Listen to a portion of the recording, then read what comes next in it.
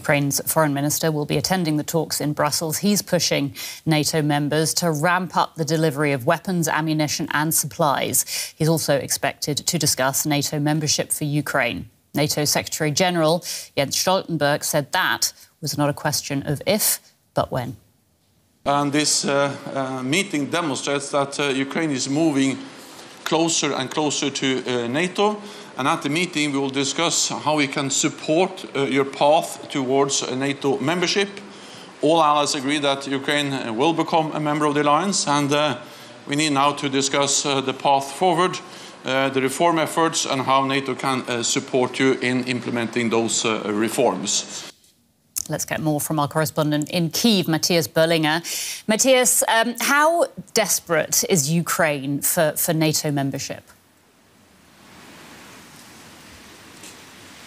At some point, this war will end. Whether it will be with Ukraine taking back the territories that Russia has occupied, as people here hope, or with any other compromise or whatever situation. But people here are convinced that whatever the outcome will be, Russia's ambitions to take Ukraine will not end at that point, and that is why a majority of people here, a vast majority of people here, now favor accession to NATO as a security guarantee that the country will need after this war. Of course, there are some people here who hope that Ukraine would even be able to access NATO during the war, but that seems very unlikely, considering that NATO is not very keen on taking anybody who is involved in an active conflict into NATO right now. But the goal is clear, and unlike 10 years ago, it's supported by a majority of people here.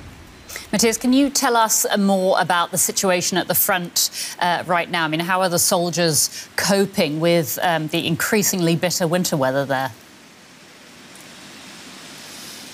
Yeah, you can see here behind me we have snow here, wet snow, so it's a very uncomfortable weather even here in the city. Now imagine what it might be like at the front lines. Winter slows everything down, the ground gets muddy, there is snow, soldiers catch a cold. So in a way it helps those who defend rather than those who are on the attack, but it makes operations more difficult for both sides, and that is what people are getting ready now for.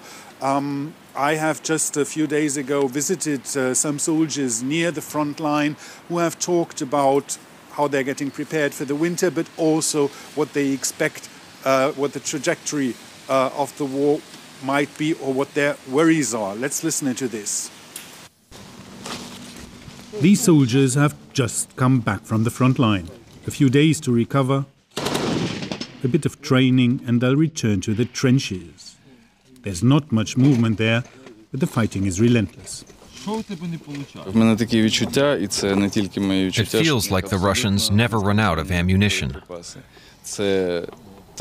That's kind of frustrating.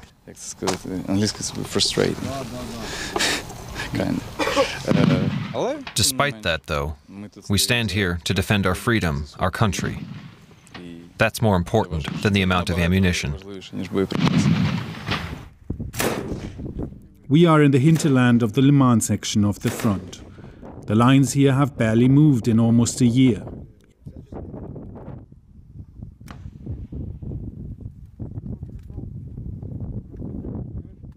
Ukraine's counteroffensive is now widely seen as a failure.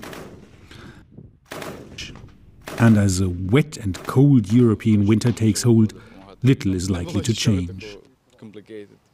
The ground here is really strange. You get the impression that it doesn't absorb water at all. It becomes really difficult to move. The ground becomes some kind of mixture of swamp and clay.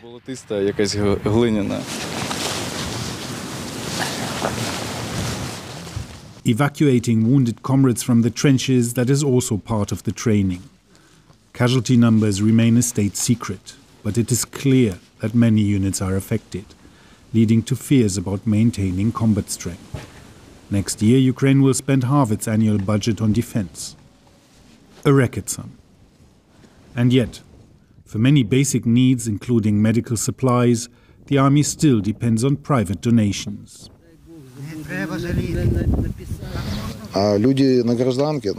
The civilians could be doing more, but they don't want to. They are tired. They have been told that everything is great out here. So they live their lives as before, and we live here. We are in two different worlds, completely different.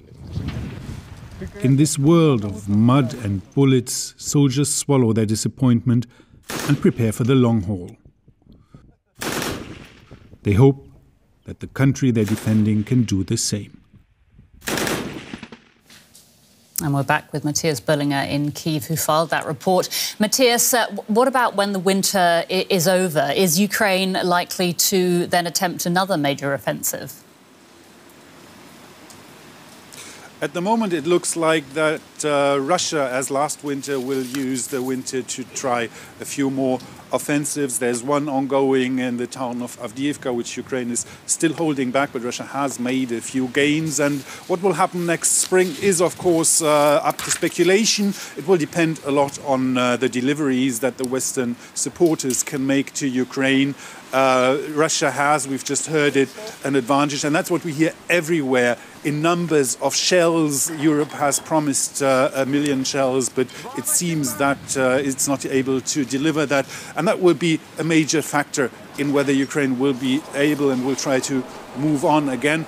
They don't have much of a choice because a stalemate that we see now is also not an option. It's dangerous for Ukraine because it might actually lead to the West losing interest. So the pressure is high to try another offensive, but how this is going, I guess this is really, how this would be possible, this is really the question that occupies everybody in the military leadership at this moment. DW's Mathias Bölinger reporting from Kyiv. Thank you.